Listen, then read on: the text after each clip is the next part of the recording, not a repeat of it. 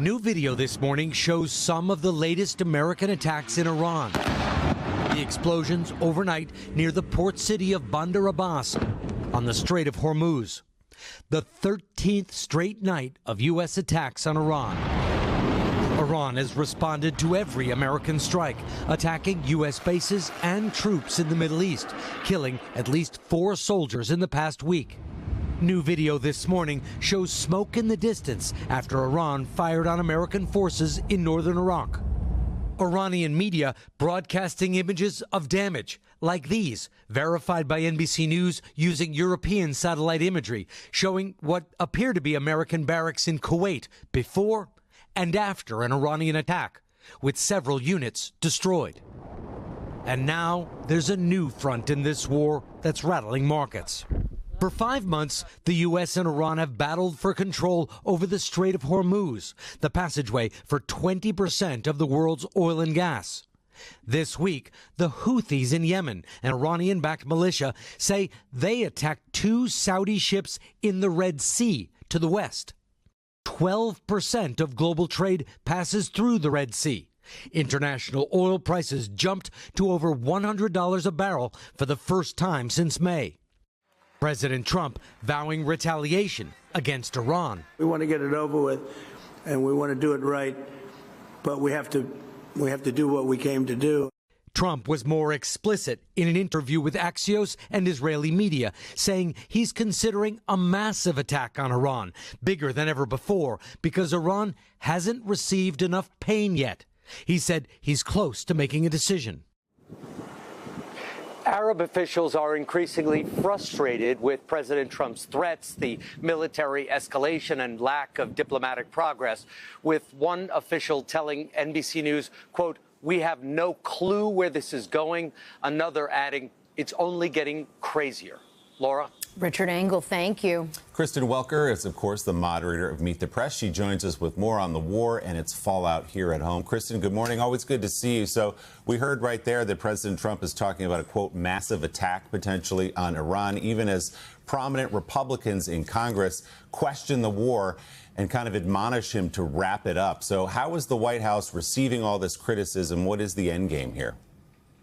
Well, Willie, you're absolutely right. I mean, the pressure is mounting on President Trump to find an off-ramp to bring this war to an end for all those reasons you were talking about. Gas prices climbing to more than $4 a gallon. Oil is up. One estimate shows the cost of the war to the average American family so far is $1,200. Look, I've been talking to some GOP sources. Some are saying that all of this has put some of those races that they'd hoped to be battlegrounds in the midterms out of their reach. Other strategists telling me that consistently that gas prices need to come down by August, Labor Day at the latest. So we're really bumping up against those deadlines. Now, look. Publicly, President Trump says he's focused on the war in Iran, not letting politics influence him. One administration official telling me the president's steadfast in that belief. But the bottom line is this war is deeply unpopular. All you have to do is look at the polling. According to a recent poll, 69% disapprove of the president's handling of the war. And it's really hard to believe that these outside pressures are not taking a toll. Kristen, at the same time as all of that is happening, you have this new set of tariffs announced by the White House on some of our biggest trading partners, as the Supreme Court had gutted many of the other tariffs just months ago. So why do this all over again? Well, look, the administration. These tariffs are aimed at punishing countries which import goods produced with what's called forced labor instead of products made by American workers who are often paid higher. But the backlash swift, many of those countries' allies calling the move unjustified. And it does all come, Laura, after the administration was blocked from imposing sweeping tariffs in February. So this is an attempt to revive some of those tariffs. And look, this is all driving up costs for families and companies, and it's all fueling more skepticism about the president's policies. In fact, a Fox News poll this week found 67% disapprove of President Trump's handling of the economy. So underwater there. And remember, what's the number one issue for voters? It is affordability. It is the economy. And it's all adding to jitters that Republicans are feeling right now as the midterms, if you can believe it, just over 100 days away. A lot to talk about this weekend for Kristen. Kristen, thanks so much. She, of course, will have the latest Sunday on Meet the Press, including conversations with UN Ambassador Mike Waltz and Senator Mark Kelly of Arizona.